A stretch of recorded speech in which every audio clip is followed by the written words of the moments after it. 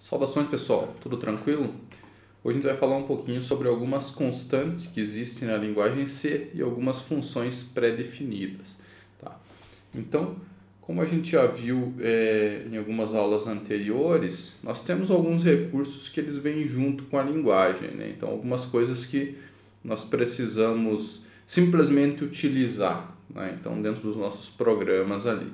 Vocês viram já, por exemplo, funções de impressão como printf, de leitura como scanf, e talvez alguns de vocês já tenham se deparado com algumas funções matemáticas ali que eu vou explorar um pouco mais para frente, que são necessários aí nas nossas listas de exercícios, tá? Então esses recursos a gente não precisa instalar, né? Então, comentando um pouco mais sobre a linguagem C, e também se aplica a várias outras linguagens de programação, nós temos um conjunto de bibliotecas, um conjunto de funcionalidades que são parte da ferramenta padrão que a gente está utilizando, né, do compilador, enfim, né, a IDE que a gente está usando para programar, a IDE online, né, que a gente está usando aqui nas aulas, enfim. Né, então tem um conjunto de ferramentas que já vem embutido ali dentro, né, que dão as funcionalidades mínimas da linguagem. Né. Fora isso, é possível que a gente importe ou instale, né, insira junto com nossos códigos de terceiros, né, bibliotecas para fazer diversas outras funcionalidades que não são nativas, tá?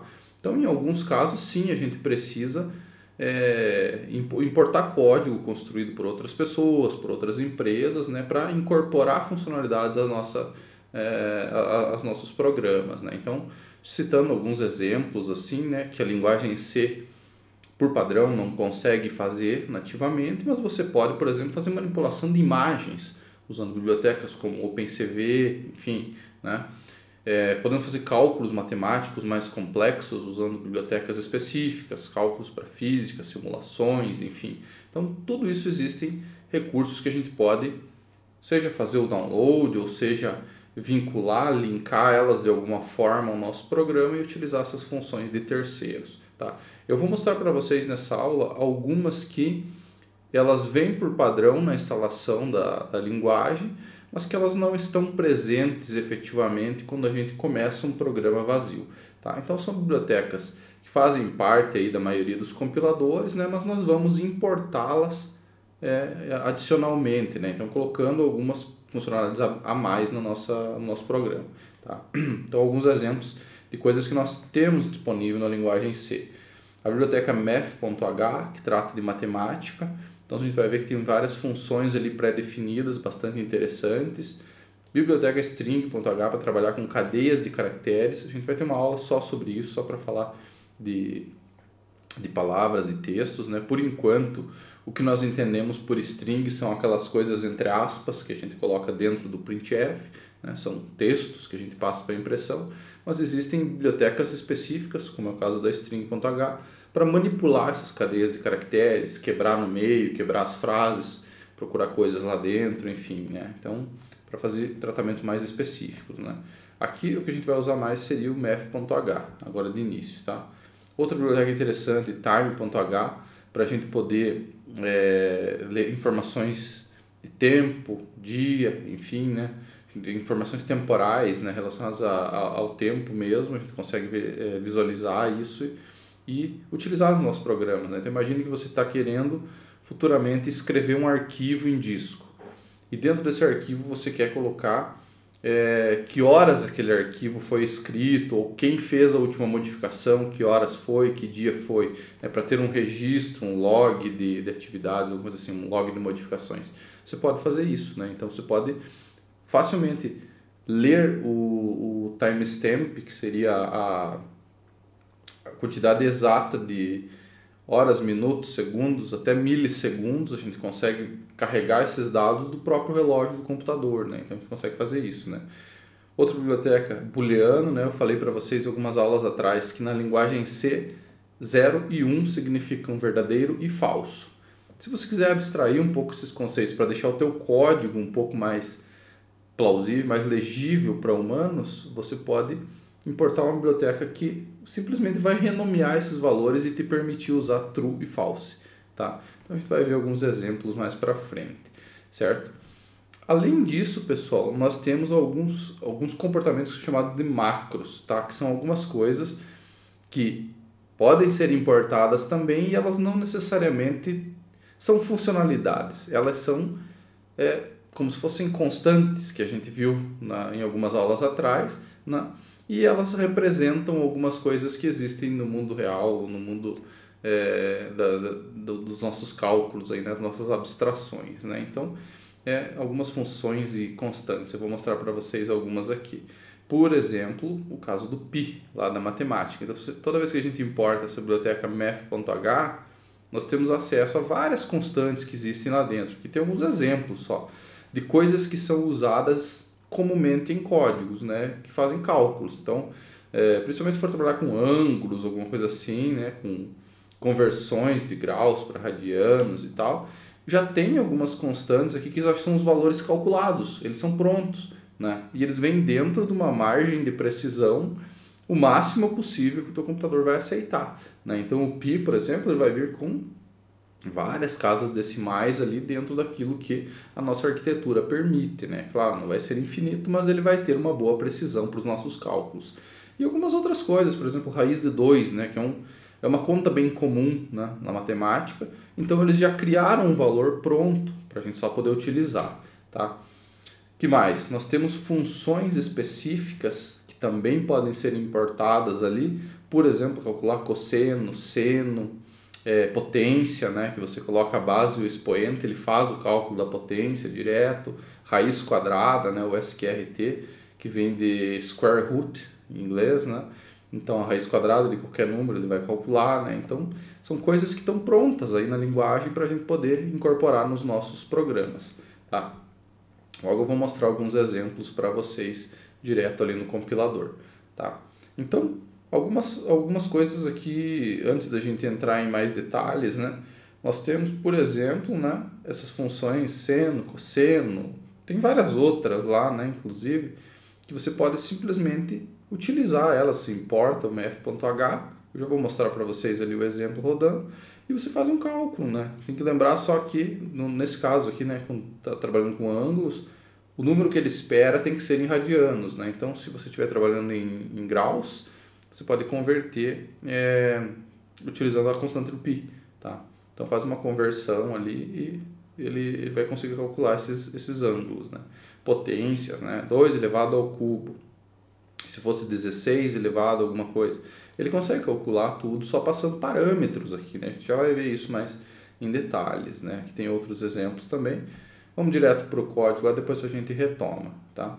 Eu coloquei aqui para vocês um exemplo, né, de calcular o seno de 60 graus, tá? Nós temos que, primeiramente, ter noção de que o valor que ele espera tem que ser em radianos, então eu vou utilizar aqui a quantidade de graus que eu quero vezes o π dividido por 180, tá? Isso aqui é um cálculo matemático para fazer conversão de graus para radianos, tá?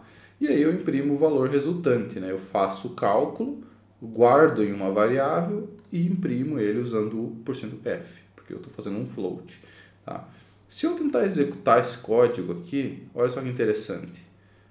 Ele está me dizendo que o seno, né, a função sin, não existe aqui nesse contexto, não foi declarado, o π também não existe, né? Então ele deu alguns erros ali, porque definitivamente esses elementos não existem aqui no nosso programa, eles existem na linguagem, só que o nosso programa aqui só fez uma importação aqui, que é a inclusão do stdio, que é responsável aqui pelo printf, também o scanf, mais algumas outras funções. Tá? Então, o que a gente precisa fazer? Sempre que vocês forem utilizar essas funções específicas, lembrem-se de qual biblioteca vocês estão usando, no meu caso aqui é a math.h, e incluam ela usando essa mesma diretriz aqui, é um hashtag, né? Include, aí abre o sinal de menor, sinal de maior, coloca dentro. É sinal que ele vai tentar importar algo lá das bibliotecas do sistema, tá? Então, ele importou aqui a biblioteca de matemática, que supostamente nos dá acesso aqui ao seno e ao π e tudo mais. Então, se a gente tentar executar agora, olha só que legal. Ele trouxe já o resultado, né? E como que eu sei quais variáveis tem ali dentro, quais constantes eu posso acessar? Eu vou procurar aqui, ó, rapidamente, math.h. Ó, linguagem C e tal, tem várias referências aqui. Eu vou pegar a primeira que eu acredito que vai resolver. Deixa eu dar um zoom aqui só para vocês poderem ver. Então, a maioria dos sites de documentação, eles vão trazer uma listagem de funções disponíveis em cada biblioteca. Então, você literalmente joga no Google o nome da biblioteca, vocês vão ver que ele vai trazer uma documentação com alguns exemplos, né? Então, esse aqui, na verdade, foi um site bem aleatório, foi o primeiro que eu encontrei, né? Mas existem outros ali, dependendo de onde você vai pesquisar. Olha só, da USP, né? Uma boa referência também, né? Então, assim, sempre que vocês tiverem dúvidas de que tipo de funções tem lá dentro, né, vocês podem pesquisar documentações, tem tangente, expoente, enfim, né? Então tem um cálculo de logaritmos e tudo mais, né? Então tem bastante coisa aqui interessante, né? Isso no caso da math.h. Vocês podem procurar as outras também, né? Essas outras bibliotecas que eu mencionei aqui. Dependendo do problema que você estiver tentando resolver, é claro, né? Você vai se aprofundar e estudar uma ou outra biblioteca, tá?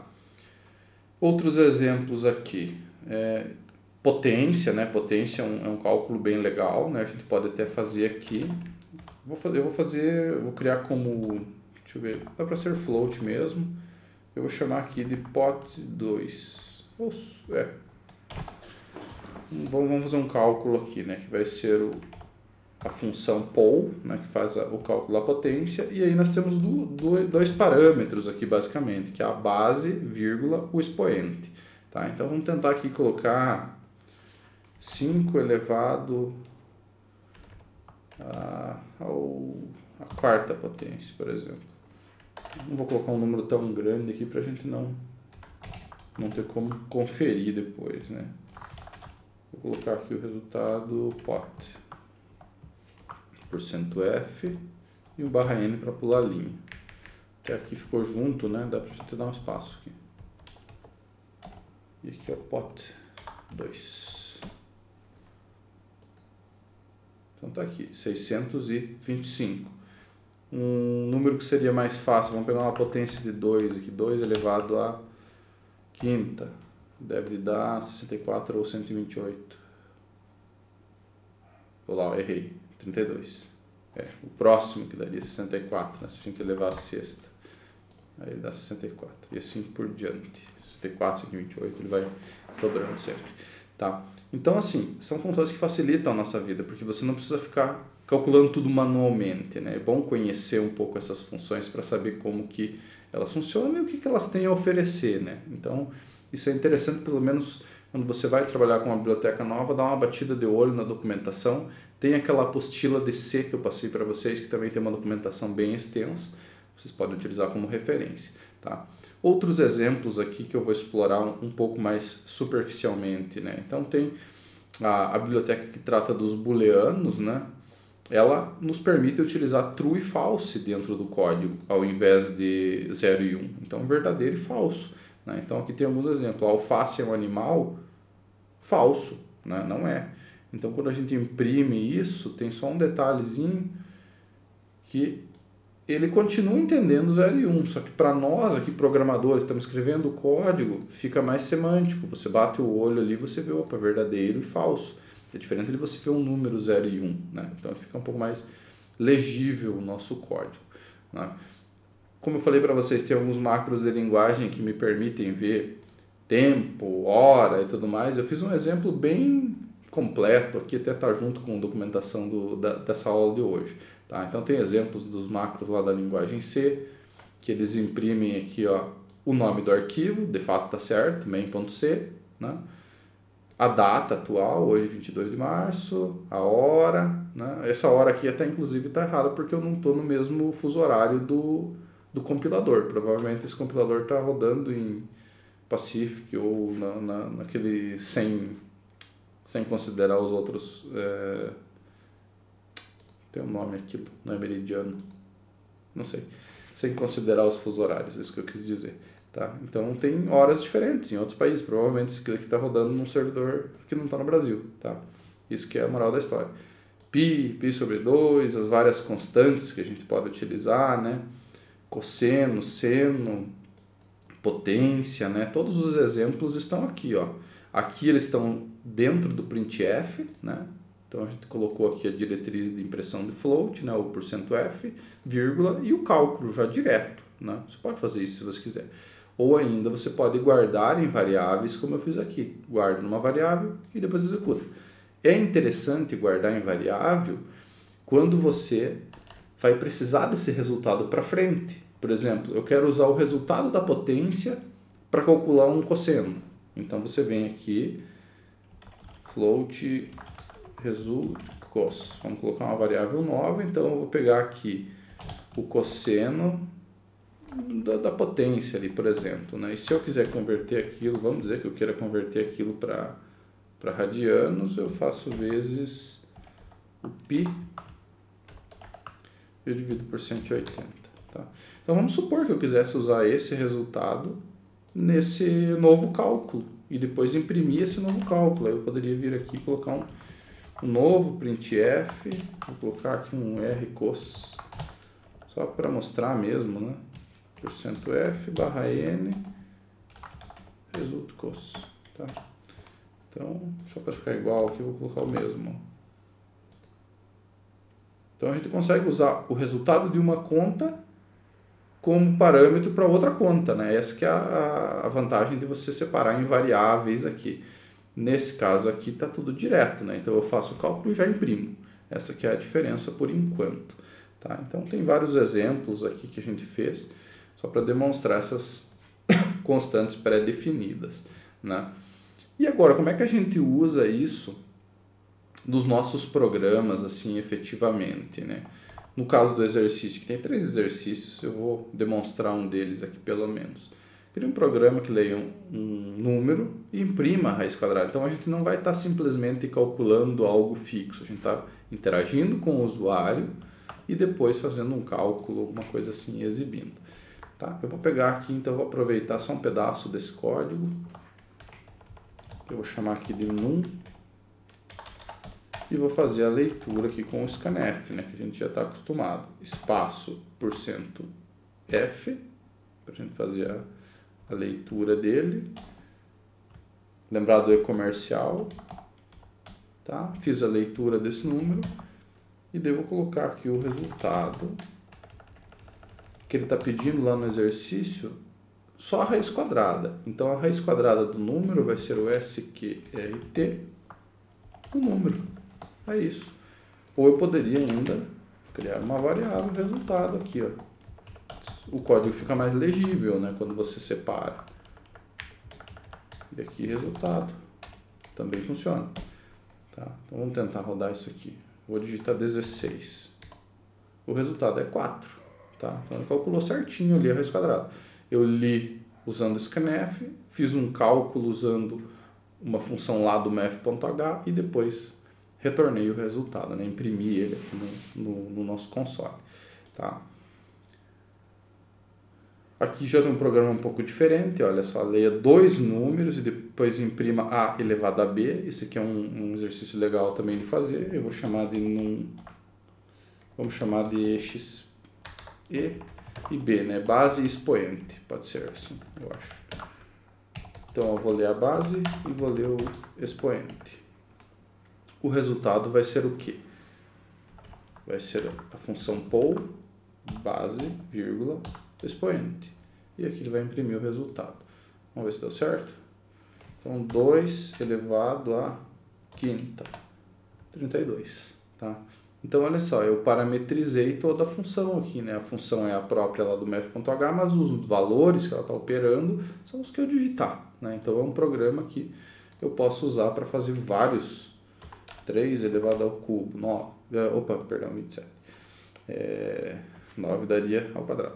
Tá? Então, a gente consegue criar contas bem complexas aqui, a gente consegue fazer cálculos bem elaborados, lendo dados e intercalando o resultado de um com a entrada de outro, ou até mesmo criar uma fórmula grande. Se isso aqui fosse para pegar o dobro da potência, então vezes 2, ele vai calcular a potência e depois ele multiplica por 2. Vamos fazer um teste só para ver? Vamos pegar aqui 2 elevado ao cubo, vai dar 8 vezes 2, 16, olha só.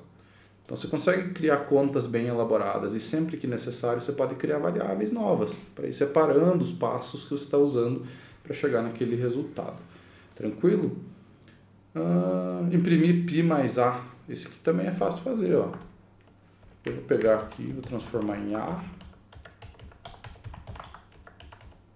E o resultado eu posso até fazer direto aqui se eu quiser. Vai ser o A mais MP. Tá? Então, rodando esse cara, se eu colocar 10, por exemplo, ele vai ter que dar 13.14, né? Que é o 3.14 do π mais 10. Então, só para exemplificar como que a gente pode utilizar essas funções que já estão prontas na linguagem. Tem algumas referências aqui para vocês, né, que vocês podem até seguir. Deixa eu copiar o link aqui e colar aqui. Então, tem algumas macros pré-definidas. Olha só, tem o file. Opa, deixa eu aumentar o zoom aqui. Ó. File, line, o nome do arquivo, date. Tem várias que eu mostrei para vocês e mais algumas ali, né? E também tem as constantes lá da matemática, né? Então, deixa eu ver se ele copia o link aqui. Tem as constantes da matemática, né? Então, aquele outro link que eu digitei no Google também funciona, ele vai trazer alguns resultados, né? E aqui tem todos, né? Aqui tem várias e várias constantes e o que elas significam, né? Então, dá pra brincar à vontade aí nos nossos exercícios. Tranquilo, pessoal? Vou encerrar por aqui, então, esse vídeo. Qualquer coisa, vocês entram em contato. Valeu!